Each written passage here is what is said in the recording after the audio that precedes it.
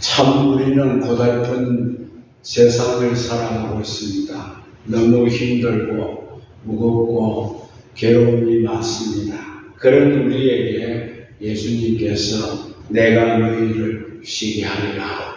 이것은 복음 중에 복음이라고 생각합니다. 우리가 이 말씀을 묵상할 때에 마치 예수님이 두 팔을 벌리시고 우리를 향하여 내게로 오라 이렇게 말씀하시는 그 인자한 모습을 우리가 떠올릴 수 있을 것입니다. 예수님이 이 말씀을 하시게 된 배경이 무엇이었습니까? 이 말씀을 하실 당시에 유대인들은 참으로 수고하고 무거운 짐을 지고 있었습니다. 저들은 자기들의 의에 의지하여 자기들의 행위에 의지하여 하나님을 기쁘시게 해드리려고 애를 참 많이 썼습니다. 율법과 조상의 유전이라고 하는 무거운 짐을 지고 저들은 고통을 당하면서 하나님을 영화롭게 하려고 애를 썼습니다. 그러나 인간이 아무리 애쓰고 아무리 수고를 한다 할지라도 자기들의 의를 가지고는 하나님의 기준에 도달할 수 있는 법이 없다는 것입니다. 그것 때문에 저들은 마음속에 평안과 기쁨이 자리 잡을 수가 없었습니다. 그래서 바로 주님이 이들을 향해서 수고하고 무거운 짐진 자들아 다 내게로 오라. 내가 너희를 쉬게 하리라. 저들에게 수고하고 무거운 짐진 것을 다 벗기시고 저들에게 마음의 기쁨과 평안을 주시겠다. 이런 말씀입니다. 또 예수님은 계속 말씀하십니다. 나는 마음이 온유하고 겸손하니. 우리 예수님은 말씀 그대로 온유하시고 겸손하신 분이십니다. 꺼져가는 심지도 끄지 아니하시고 상한 갈대를 꺾지 않으시는 분이십니다. 따라서 인간이 아무리 수고를 하고 무거운 짐을 졌다 할지라도 믿는 마음으로 두 손 들고 예수님에게로 찾아 나올 때에 예수님은 그를 박대하지 않으시고 다 그들을 영접해 주시는 것을 믿으시기 바랍니다. 주님은 또 계속하여 말씀하십니다. 나의 멍에를 매라고 말씀하십니다. 성지에 가보면 보통 이스라엘 사람들은 밭을 갈 때에 두 마리의 소에 멍에 하나를 얹어서 밭을 가는 것을 볼 수가 있습니다. 그들은 꼭 그렇게 두 마리 소나 나귀의 멍에를 메어 밭을 갑니다. 그런데 한 마리는 어린 낙이고 어린 송아지입니다. 그런 어린 낙이 어린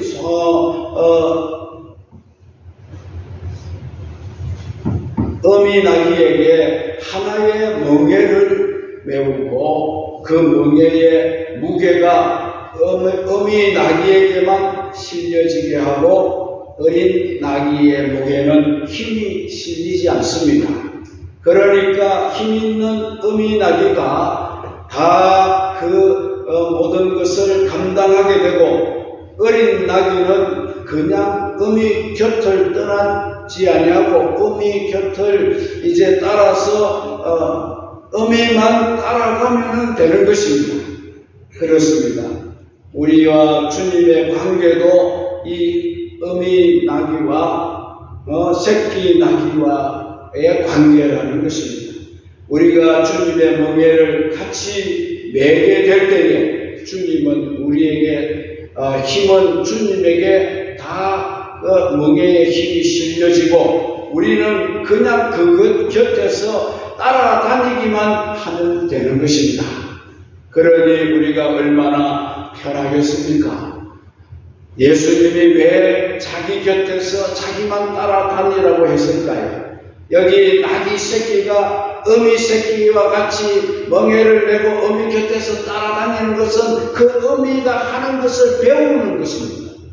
오늘 우리도 예수님 곁에서 예수님의 멍에를 같이 메고 예수님을 따라다니면 우리가 예수님을 배우게 될 줄로 믿습니다. 힘드는 무거운 짐을 주님이 나 대신에 다 져주시고 우리는 주님 곁에서 주님만 따라다니면 되는 것입니다. 예수님은 지금도 무거운 짐을 지고 힘들어하는 삶을 살아가는 우리들에게 이렇게 말씀하셨습니다. 나와 함께 가자. 나와 함께 동행하자. 이렇게 말씀하고 계십니다. 그리고 계속해서 주님은 말씀을 하십니다. 내게 배우라. 새끼 나귀가 어미 나귀가 하는 그것을 곁에서 따라다니면서 배우듯이 우리도 예수님을 떠나지 않고 예수님 곁에서 예수님을 배워야 합니다. 이 말씀은 나를 따라오면서 나의 제자가 되라는 것입니다. 우리가 아무리 극심한 공경에 처한다 할지라도 예수님께서 우리와 함께 하시면 우리 마음속에 놀라운 평강이 임하게 될 줄로 믿습니다. 예수님을 본받아서 우리 마음이 온유하고 겸손할 때에 우리는 주님 안에서 누리는 평강을 가지게 될 줄로 믿습니다. 그러나 당자와 같이 자꾸 주님 품을 떠나고 주님의 멍에를 벗어나려고 하고 멀리 떠나가는 사람에게는 평강이 없다는 겁니다. 마음이 강팍해지고 교만한 사람은 자기 욕심 때문에 마음의 평강이 깃들지를 않습니다. 예수님과 함께하면서 주님을 본받아 우리 마음이 온유하고 또 겸손할 때 우리는 주님 안에서 기쁨과 평강을 누리게 될 줄로 믿으시기 바랍니다. 예수님이 말씀하셨습니다. 내 멍에는 쉽고 내 짐은 가볍다라고 했습니다. 우리가 어렵고 고달픈 멍에를 벗어놓을 때에 예수님이 우리에게 주시는 멍에가 따로 있을 것입니다. 우리가 무거운 짐을 내려놓을 때에 예수님이 우리에게 대신 주시는 짐이 있을 것입니다. 그것은 어려운 멍에도 아니고 쉬운 명멍에라는 것입니다. 무거운 짐이 아니라 가벼운 짐이 될 거라고 했습니다. 공중에 나는 새에게는 날개가 어떻게 보면 무거운 짐같이 거추장스러운 것 같이 보여질 수 있습니다. 날개 자체는 새에게 짐이 될 것 같이 보입니다.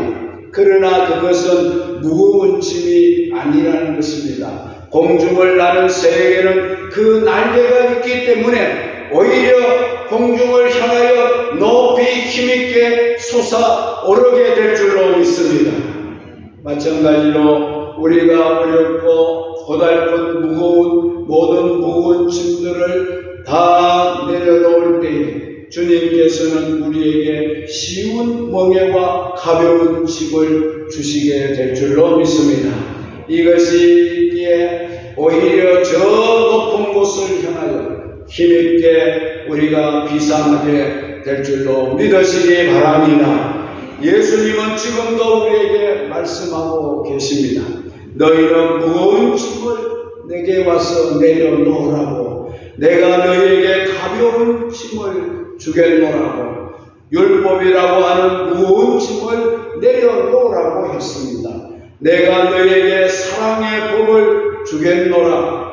더러운 옷을 벗어버리라. 그러면 내가 너희에게 깨끗한 의의 옷을 주리라. 무가치한 것은 내려놓아버리라. 가치 있는 것을 내게 주겠노라. 썩을 것을 내던지라. 내가 너희에게 영원히 사는 영생을 주겠노라. 이렇게 말씀하셨습니다.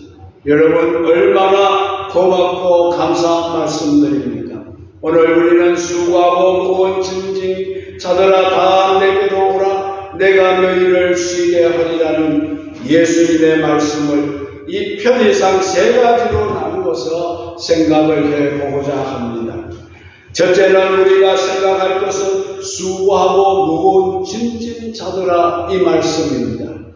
이 말씀 속에는 인생의 모든 현주소가 거기에 다 들어있다고 봅니다. 이런 찬송가 가사가 있지 않습니까? 시험 걱정 모든 괴로움 없는 사람 누구냐? 근심 걱정 안 잊은 자 누구냐? 그런 찬송가 가사가 있습니다. 인생이 있는 곳에는 어디서나 무거운 짐이 다 있다는 것입니다. 어느 가정이나 무거운 짐은 다 있습니다. 어떤 사업에도 무거운 짐은 있습니다. 어떤 직장에도 무거운 짐은 있습니다. 그래서 헬라어 성경에 보면 수고한다는 말과 이 무거운 짐을 진다는 말이 똑같이 분사 형태로 나타나고 있습니다. 분사 형태는 그 행위가 계속되어질 때에 사용되어지는 것입니다. 태어날 때부터 죽을 때까지 인생은 수고하며 무거운 짐을 질 수밖에 없습니다. 이건 그 어느 누구도 피할 길이 없습니다. 어떤 사람은 우리 인생을 사계절에 비유를 하기도 했습니다. 태어날 때부터 20세까지는 봄의 계절과 같다고 합니다. 20세에서 40세까지는 여름 계절과 같다고 합니다. 40세에서 60세까지는 가을의 계절과 같다는 것입니다. 60세부터 80세 넘어까지는 겨울이라는 계절과 같다고 했습니다. 우리 인생도 따뜻한 봄이 지나고 나면은 뜨거운 여름을 맞게 됩니다. 그리고 조금 지나면은 낙엽이 떨어지는 가을을 맞이하게 되고, 그리고 조금 더 지나면 겨울을 맞게 되는 것이 인생입니다. 인생의 사계절은 자연의 계절같이 순서대로 오는 것은 아닙니다. 불행이라는 것은 시도 때도 없이 예고도 없이 우리에게 다가오고 있습니다. 언제 우리 앞에 실패와 절망의 깊은 늪이 다가올지 아무도 모르고 우리는 살아가고 있습니다. 어떤 사람은 육체의 짐 때문에 고통을 당합니다. 병원에 가보시면 알겠지만은 그렇게 아픈 사람들이 많은지 모르겠습니다. 아무리 현대 의술이 발달을 하였다 하더라도 육체의 짐을 완전히 해결하지는 못하는 것입니다. 어떤 사람은 정신적인 짐 때문에 고통을 당하고 있습니다. 육신은 멀쩡해 보이는데 정신이 병들어 있습니다. 우울증을 앓고 있습니다. 기피증을 앓고 있습니다. 현대인들에게는 육체적인 짐보다는 정신적인 짐을 더 많이 지고 있습니다. 어떤 사람은 경제적인 짐 때문에 고통을 당하고 있습니다. 예수님의 말씀대로 태어나서 죽을 때까지 무엇을 먹을까, 무엇을 마실까, 무엇을 입을까 의식주로 인하여서 우리 인생은 고통하고 수고를 하고 있습니다. 또한 우리 사람에게는 죄의 짐이 다 있습니다.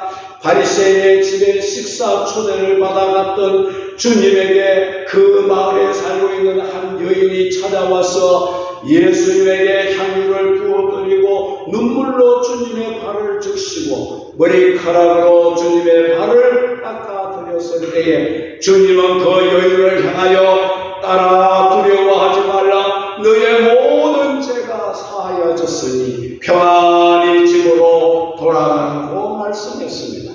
죄의 짐이 얼마나 고통스러운 것인지 체험을 해보지 못한 사람은 알 수가 없는 겁니다.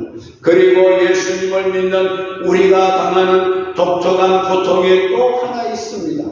그것은 우리가 하나님 말씀대로 살지 못함으로 당하는 고통이라는 것입니다. 바울은 로마서 7장 24절에서 오호라 나는 공고한 사람이라 이 사망의 몸에서 누가 나를 건져내려고 한식했습니다.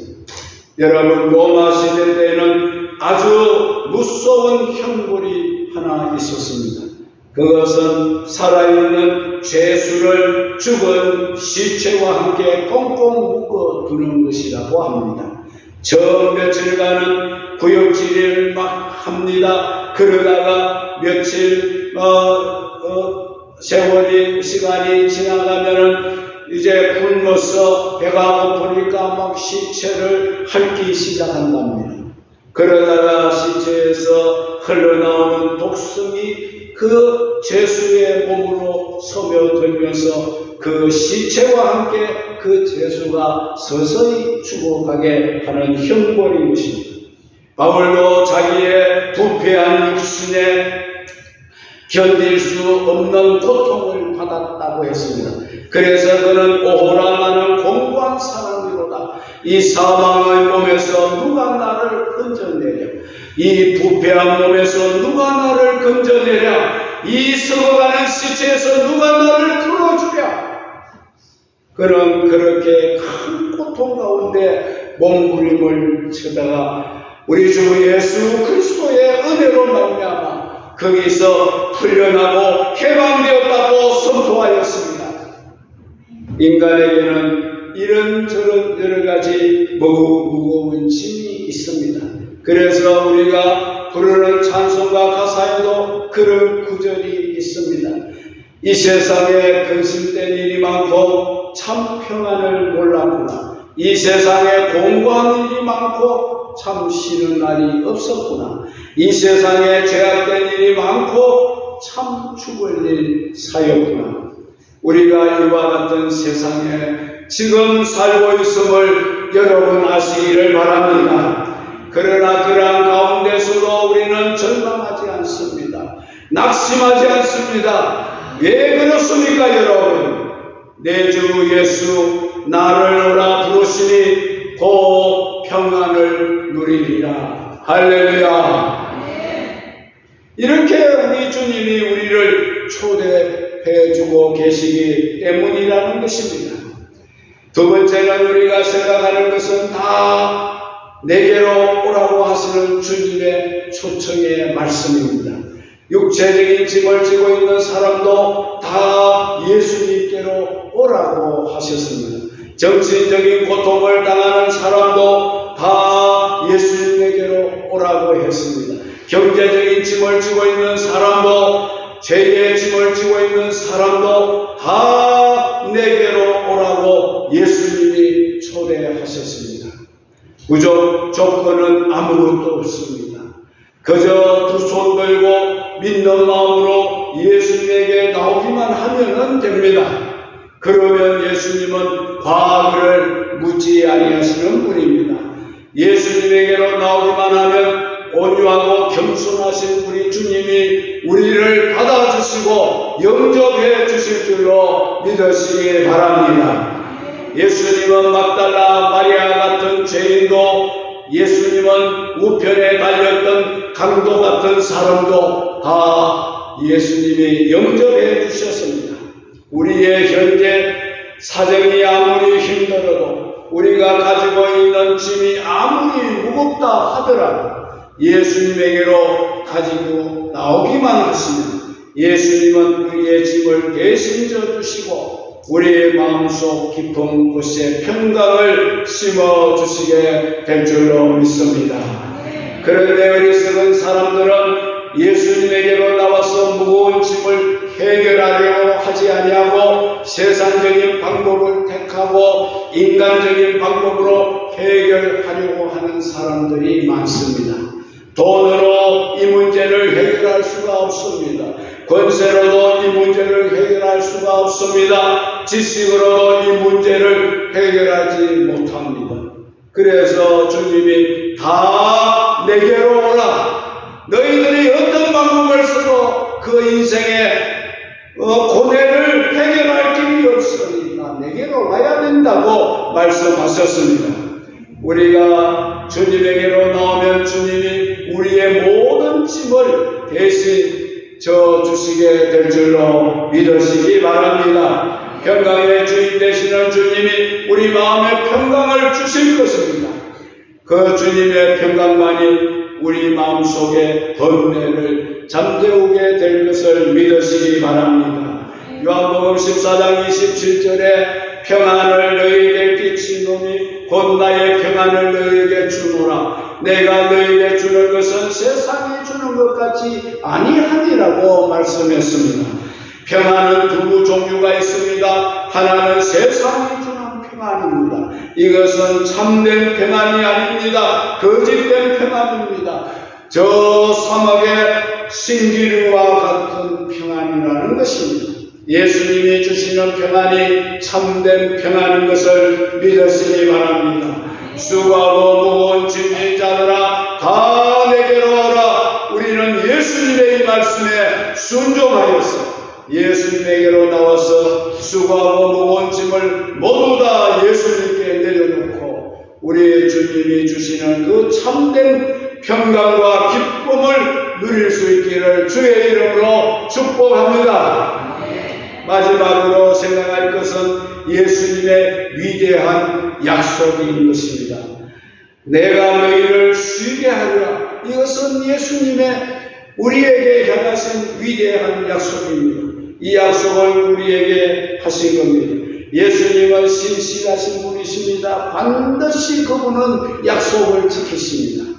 우리가 아무리 수고를 하고 우리가 짐이 아무리 무거운 짐이라고 하더라도 예수님이 그 모든 짐을 다 맡아주시고 우리에게 쉼을 주시겠다고 약속하셨습니다. 믿습니까? 네. 그러므로 우리는 이 주님이 하신 약속을 꼭 믿으시기를 바랍니다. 네. 교회에 나온 지 얼마 되지 않은 초신자가 있었습니다. 이 사람은 곡물을 대량으로 거래하는 상인입니다. 외국에서 농산물을 대량 수입해서 창고마다 가득히 사놓았는데 그 많은 농산물이 팔리지 않습니다. 설상가상 창고 주인은 임대 기간이 끝났다고 창고에 있는 물건들을 다 옮기라고 독촉을 했습니다. 하는 수 없이 그 많은 농산물을 밖으로 끄집어냈습니다. 길바닥에 수북히 그 물건들을 쌓아놓았습니다. 그리고 갑과 같은 천으로 그것을 다 덮어놓았습니다. 비가 오면 큰 낭패를 당합니다. 그래서 헐값이라도 그것을 팔아야 합니다. 그러나 선뜻 어느 한 사람도 그것을 사가겠다고 나서주는 사람이 없었습니다. 그러니 그 마음이 얼마나 무거웠겠습니까? 집에 돌아와 밤이 깊도록 잠이 오지 않았습니다. 엎치락 뒤치락 하다 보니 새벽 2시가 지나고 3시가 지나고 새벽 4시가 지나가고 있습니다. 잠이 오지 않자 이 생각 저 생각 하다가 예수님 생각을 하게 되었습니다. 교회에 나간 지는 얼마 안 됐지만 교회 가서 들은 말씀이 있었습니다. 수고하고 무거운 짐진 자들아 다 내게로 오라. 내가 너희를 쉬게 하리라. 이 말씀이 번쩍 떠올랐습니다.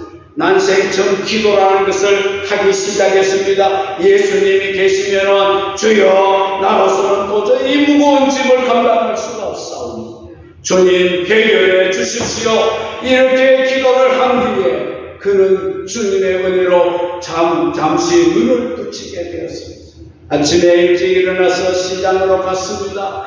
평소에 잘 가던 다방에 가서 모닝커피 한 잔을 마십니다. 그런데 어디선가 자기를 찾는 전화가 걸려왔습니다. 받아보니 뜻밖의 저 멀리 시골에서 장거리 전화가 왔습니다. 모든 물건을 곡물을 자기가 다 사가겠다는 전화입니다. 할렐루야. 상값에라도 팔려고 예를 썼건만 헛수고가 되었는데 주님에게 기도하고 나니까 주님께서 과연 그 말씀대로 약속을 지켜주시더라는 겁니다. 그래서 제값을 다 받고 곡물을 팔았다고 합니다. 비록 초신자였지만 수고하고 무거운 짐진 자들아 다 내게로 오라. 내가 너희를 쉬게 하리라는 말씀이 이루어지는 그런 체험을 하게 된 줄로 믿습니다. 우리 교회 권성남 권사님이 계십니다. 그분은 많은 부채가 있습니다.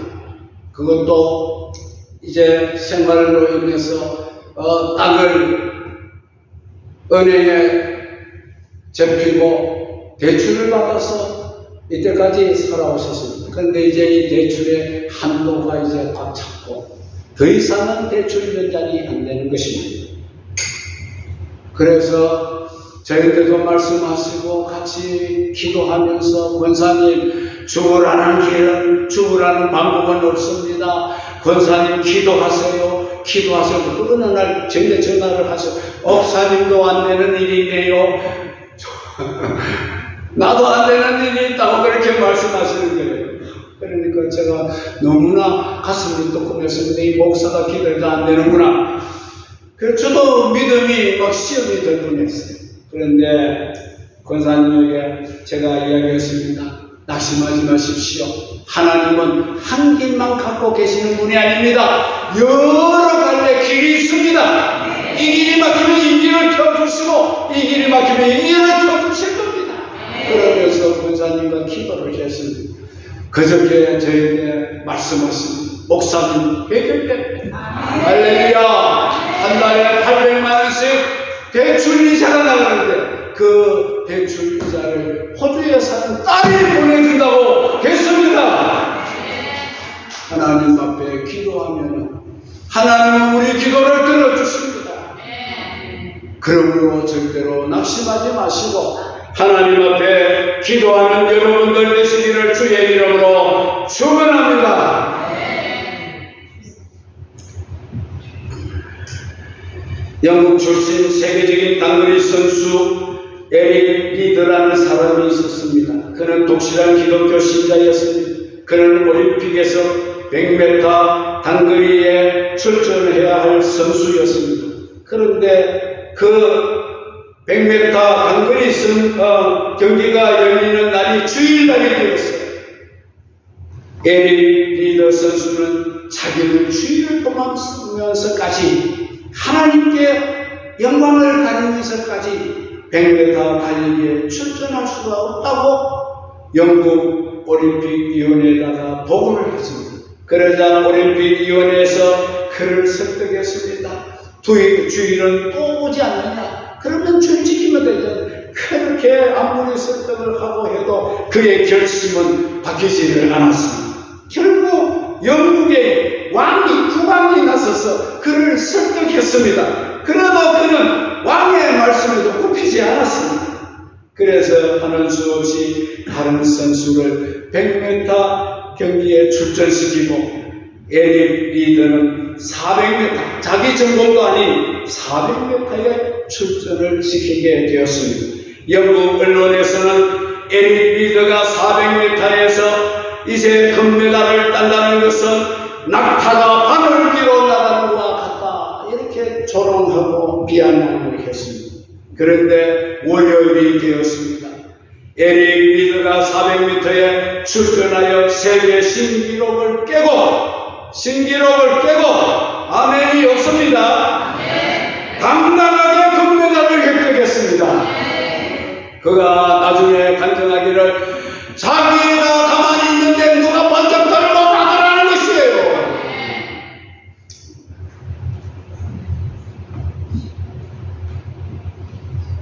여러분, 하나님의 영광을 위해서 자기의 모든 영광을 포기했더니 그 자리에 하나님께서 놀라운 역사를 이루게 하신 줄로 믿습니다.